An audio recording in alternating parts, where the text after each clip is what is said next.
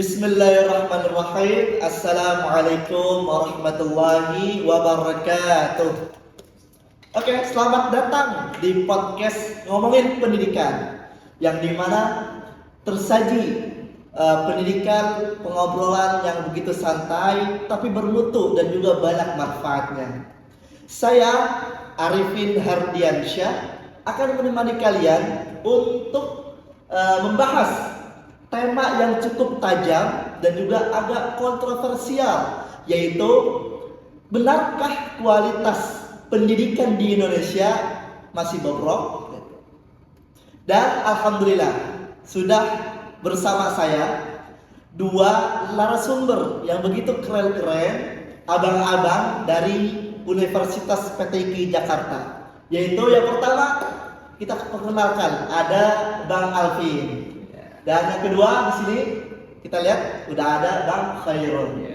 Oke, silakan sapa penontonnya untuk perkenalan. Halo semuanya, halo. Boleh Bang Alvin untuk singkat Perkenalan perjalanan hidupnya. Gak usah panjang. Mungkin sebelumnya terima kasih ya untuk saudara Arifin ya mengundang kami berdua untuk datang ke sini menjelaskan tentang pendidikan yang ada di Indonesia. Mungkin itu sangat saya sangat perlu banget ya kan kita membuat video ini ada manfaatnya juga. Terima kasih. Kenalkan nama saya Alvin Hidayat. Saya lahir di Riau dan saya masih bidang pendidikan PAI, yaitu pendidikan Universitas PTIK Jakarta, Fakultas Tarbiyah. Mungkin hanya itu. Lanjut Bang Khairul. Ya baik, pertama nama saya Khairul Anwar Hasibuan, sering dipanggil Khairul, ya saya juga Khairul, tapi orang panggilnya Khairul Anwar Hasibuan. Sedikit pendidikan ya sama, kita ya sama-sama mahasiswa PTIK lah ya. Di Jakarta semester 4 saya dikasih tugas untuk ya podcaster atau menjadi podcaster lah ya, mengenai mau ngobrolin tentang pendidikan di Indonesia. Mungkin seperti itulah ya. Oke, langsung aja nih. Dari kalian berdua nih ya, menurut kalian gimana sih kondisi pendidikan Indonesia sekarang ini? Boleh dari Bang Alvin dulu. Kalau menurut saya dari PISA yang misalnya Indonesia kan ini tentang Indonesia ya. Memang masih rendah kalau untuk Indonesia, apalagi dari sistem pembelajaran seperti matematika, sains ataupun lainnya itu menurut saya masih kurang di Indonesia. Namun dari sistem pendidikan ini kita nggak bisa nyalakan sepenuhnya Indonesia ini bobrok untuk yang tadi disampaikan Abang Arifin kan. Betul. Bobrok dalam sistem pendidikan. Namun itu menurut saya sangat mungkin ada kelebihannya juga untuk Indonesia. Apalagi kita tidak sepenuhnya menyalahkan pemerintah atau lainnya, tapi kita juga sepenuhnya sebagai seorang mendidik ataupun kita sebagai seorang pengajar, kita perlu mencari solusi gimana caranya kita tuh kedepannya tuh seperti apa masalah yang ada di sekarang dan kita cari solusinya, sehingga nanti ketika kita sudah selesai ataupun sudah lulus mungkin kita ada solusi untuk menyelesaikan masalah-masalah yang ada.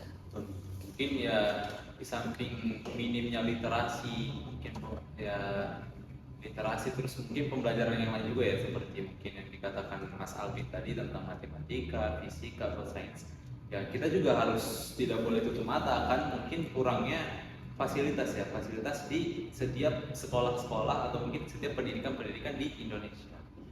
Sehingga yang saya lihat ya banyak pendidikan di Indonesia, khususnya di daerah 3T ya, daerah 3T yang mungkin dia tempatnya terpencil, ada yang terdepan, ada yang terluar gitu kan. Banyak yang ketidakseragaman, tidak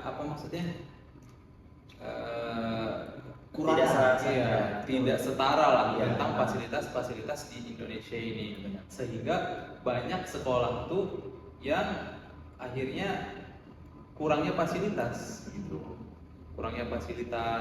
Tapi di samping itu juga masih banyak kok sekolah-sekolah yang mungkin yang banyak inovasi-inovasi baru. Walaupun mungkin mereka tahu kita fasilitasnya kurang, tapi mereka banyak inovasi-inovasinya, seperti mungkin membuat pendidikan berbasis karakter ataupun pembelajaran digital seperti itu, Bang Alvin. Oke, jadi masalahnya kompleks ya.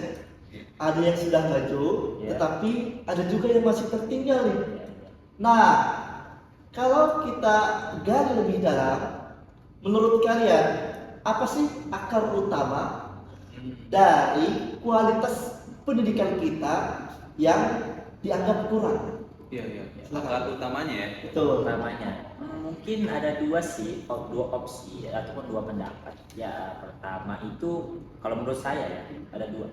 Yang pertama itu dari seringnya berubah-ubah apa namanya, berubah-ubah kurikulum, ya benar, kurikulum ya bang ya. Iya. Betul. Berubahnya kurikulum itu sangat berpengaruh untuk pendidikan. Yang kedua itu menurut saya kualitas gimana kita kualitas guru untuk mengajar kepada pendidik. Nah itu menurut saya sangat penting banget ya.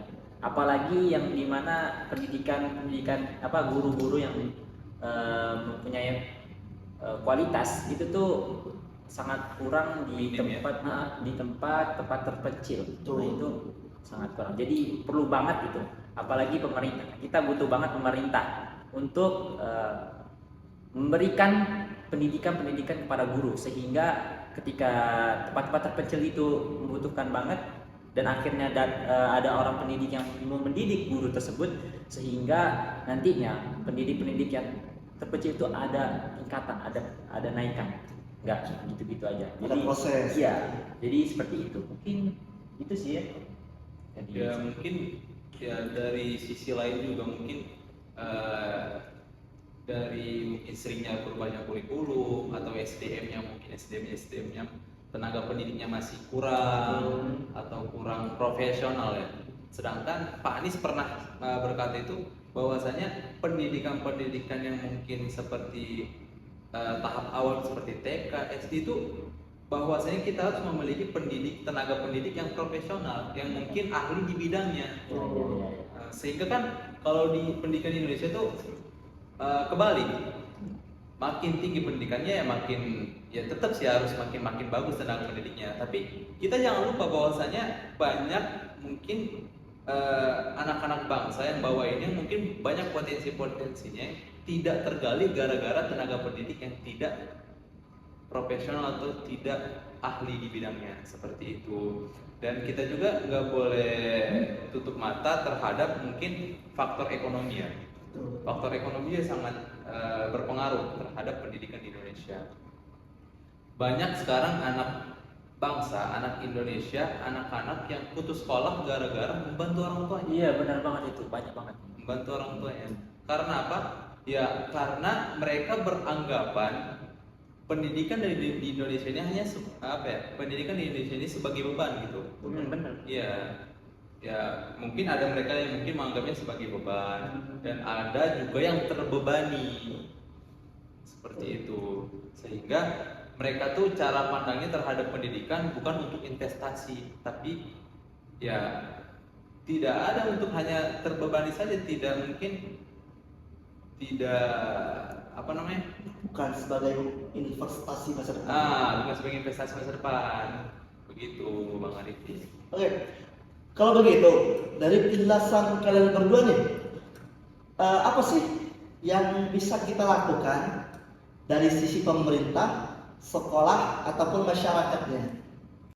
Kalau soal pemerintah nih ya, kalau menurut saya pemerintah itu harus konsisten dalam segi melihat pendidikan. Jadi itu sangat penting. Apalagi menyangkut kepada fasilitas pendidikan.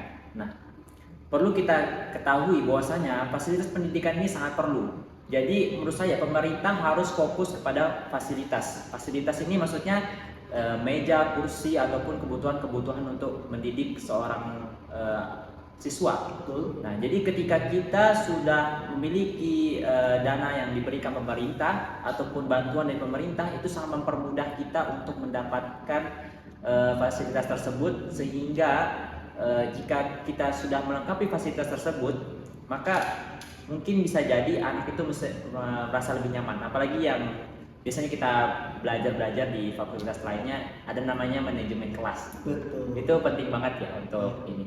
Namun kalau misalkan kita nggak perlu tidak ada fasilitas tersebut, maka itu sangat berpengaruh kepada pendidik, berpengaruh kepada siswa gitu. Kalau menurut saya begitu. Mungkin ada mungkin ya kalau dari pemerintah ya, selain mungkin dari kebijakan mungkin dari pemerintah yang mungkin untuk memberikan pelatihan terhadap guru atau pelatihan terhadap tenaga pendidik ya, selain di samping daripada pemerintah, masyarakat juga punya peran penting, Bang Arifin. Seperti ya tidak jauh lah, mungkin masih dalam ruang lingkup keluarga, ya orang tua itu sangat berperan penting terhadap pendidikan anaknya untuk ngasih motivasi, benar-benar kasih semangat. Jadi bukan cuma mereka tuh berkontribusi atau mungkin memberikan materi atau membiayai atau memberikan fasilitas ya untuk pendidikan juga, tapi mereka juga harus ya seperti tadi yang Bang Arifin katakan, ya memberikan motivasi, memberikan semangat kepada ya anaknya atau kepada pendidik ini, kepada yang mau belajar gitu. Dan anak juga kalau memang gurunya sudah semangat, gurunya sudah profesional, sudah ahli, dan orang tuanya sudah mendukung, memotivasi, anaknya juga harus semangat. Iya benar.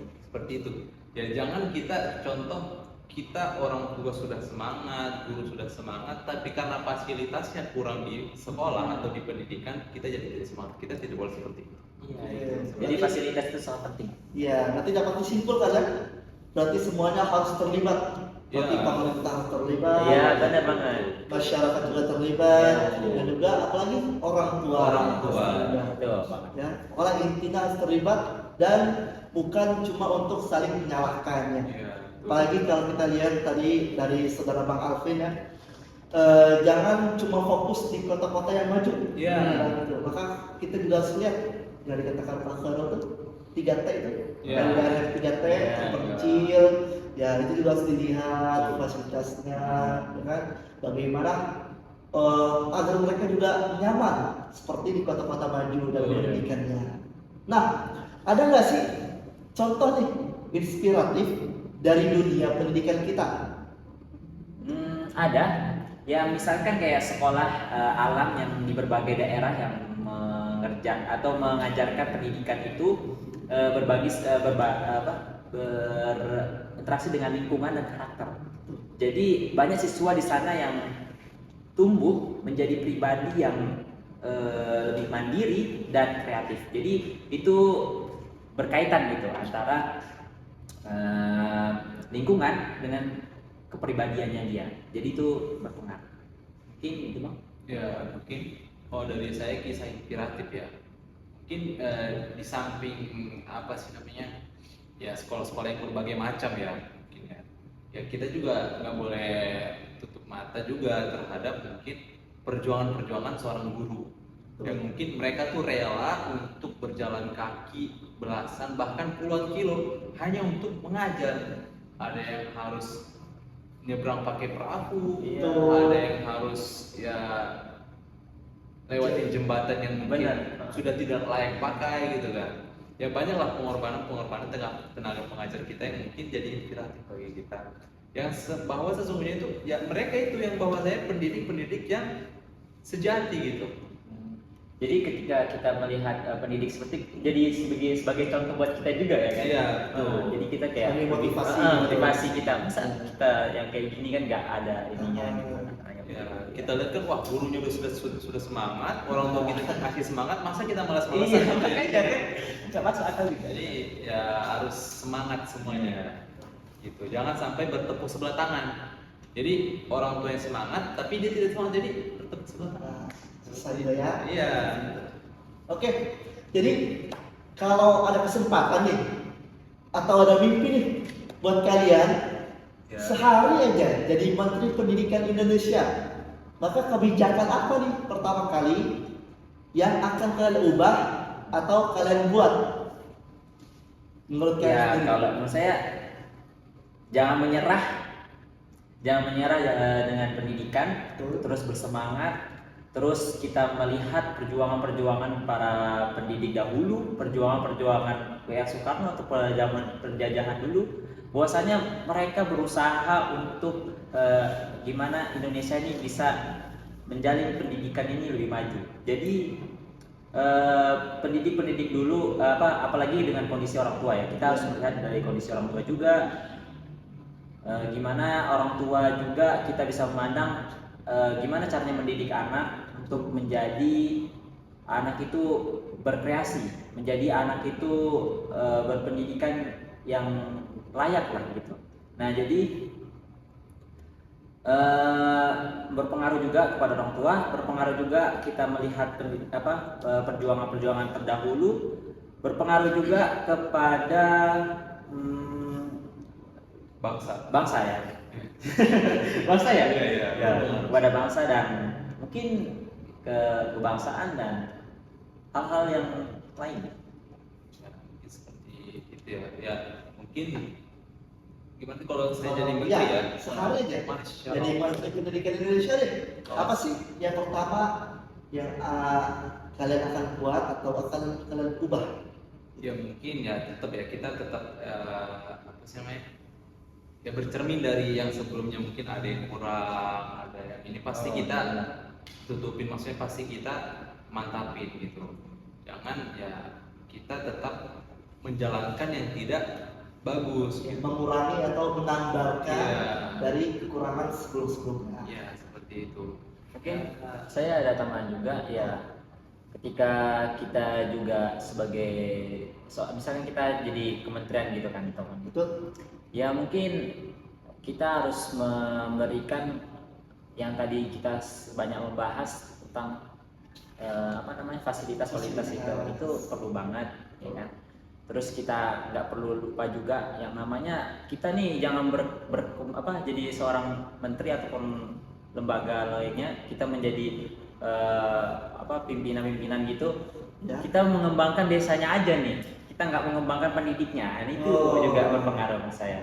Jadi sangat penting apalagi pendidik ya, ini kan ketika kita sudah memajukan pendidik maka kemungkinan negaranya akan maju dan desanya akan maju. Berarti kesejahteraan SDM, Iya, kesejahteraan betul. tenaga pendidiknya ya. Iya. Ya kalau menurut saya itu kan ya pendidikan kan hak semua orang ya. Tapi ya harus kita jaga dan berjuang bareng-bareng untuk pendidikan di Indonesia. Karena kalau sudah tidak ada pendidikan di Indonesia, wah itu suatu bangsa pasti akan hancur gitu. Atau tertinggal. Baik. Ada satu lagi nih. Apalagi Bagaimana sih cara cara Anda sebagai mahasiswa atau generasi muda untuk ikut menyebarkan semangat positif dalam dunia pendidikan? Bagaimana caranya nih buat terus menyebarkan positif buat pendidikan? Kita sebagai mahasiswa. Betul. Bagaimana Mungkin caranya? di Bang Harun dulu. ya mungkin kita harus ya, apalagi sebagai mahasiswa ya harus mencerminkan bahwasanya itu kita orang yang terdidik gitu. Betul. Kalau kata Rocky Gerung itu kan orang yang sekolah tuh bukan orang yang hanya gimana ya? Kata Rocky Gerung tuh orang yang sekolah tuh bukti bahwasanya dia tuh sekolah, tapi belum tentu dia tuh bukti orang yang terdidik gitu. Potong aja semua. Iya. Gak apa-apa Bang, ini lanjut aja. Kita kan pengetahuan kayak sedikit-sedikit aja kita kan. Iya. Ya sebagai mahasiswa harus tetap mencerminkan lah sebagai orang yang terdidik. Iya. Ya, apalagi kita kan sebagai mahasiswa ya, yang mungkin sering terjun ke masyarakat dan harus memang terjun ke masyarakat. Betul. Jangan sampai kita sudah mahasiswa tapi malah kalau kata orang tuh jadi sampah masyarakat. Iya. Tidak berguna di masyarakat. Iya. Jadi sebagai mahasiswa selain berguna, bermanfaat, ya kita juga harus mencontohkan kepada masyarakat bahwasanya itu kita tuh orang yang terdidik loh. Gitu. Beda sama mungkin orang yang tidak berpendidikan. Cara kita menjadi seorang Cara kita sebagai mahasiswa untuk menyebarkan semangat positif dalam dunia pendidikan. Bagaimana? Tadi kan Bang Farul sudah ya, mungkin saya. Kalau saya mungkin melihat dari segi siswa yang sekarang siswa-siswa sekarang itu membutuhkan semangat dari seorang guru gitu. Jadi kita sebagai seorang pengajar, apalagi kita sudah mendapatkan ilmu-ilmu yang sudah diajarkan oleh dosen-dosen dan lain sebagainya, maka ketika kita turun dan terjun kepada pendidik, maka semua apa yang dilakukan sama dosen, apa yang diucapkan sama dosen kita lakukan. Nah, itu sangat penting. Nah, salah satunya adalah memberi motivasi. Memberikan motivasi ini bukan sembarang memberi motivasi kita beri motivasi kita aja udah. Tapi gimana caranya motivasi itu tuh masuk ke dalam hati, masuk ke dalam jiwanya dia sehingga menjadi salah satu cantuman. Nah, caranya gimana kita ketika kita memberi, gimana kamu memberi motivasi seperti ini, maka kita juga harus seperti itu gitu. Oke, terakhir, coba dong kasih motivasi untuk para pendidik atau guru dan juga para pelajar yang di luar Indonesia agar terus semangat dan juga konsisten dalam pembelajarannya. Silakan, kasih semangat. Oke. Kalau menurut saya, jangan pantang menyerah, tetap semangat. Walaupun banyak rintangan-rintangan yang menghalang, walaupun banyak cobaan-cobaan yang datang, maka kita tetap harus semangat menjadi seorang siswa yang untuk membanggakan negara Indonesia. Pada saya singkat saja. Ya. Ya, tetap semangat. Maksudnya bahwasanya pendidikan di Indonesia itu sangat penting. Pendidikan itu sangat penting. Ya, pendidikan itu boleh di mana saja kita dapat. Boleh di luar sekolah, boleh non formal, boleh ya di lingkungan kita sendiri. Privat juga boleh. Iya, banyak. Kita tuh bisa terdidik dari mana saja gitu. Jangan sampai kita bahwasanya orang yang sudah terputus sekolah tapi orang kita jadi beranggapan wah kita tidak terdidik, tidak seperti itu. Oke? Jadi sama kayak tadi, pendidikan itu hak kita semua, tapi mari kita jaga, mari kita perjuangkan. Baik, mungkin itu saja. Terima kasih untuk saudara Alfi dan juga saudara Khairul atas insight-nya atau atas waktunya untuk bisa datang nih ke podcast kita menghadiri. Makasih Bang. Menghadiri tema kita pada hari ini. Ya, dan untuk kalian semua jangan lupa untuk subscribe.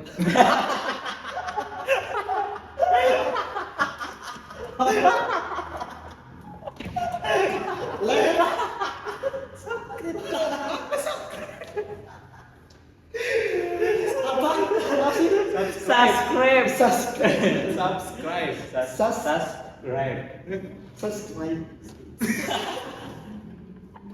Udah pokoknya itu. Oke, pokoknya itu ya. Pokoknya itu. Like, share, and subscribe. Ya, sip. Dan sampai jumpa di episode selanjutnya. Bye bye. Ting ting ting ting.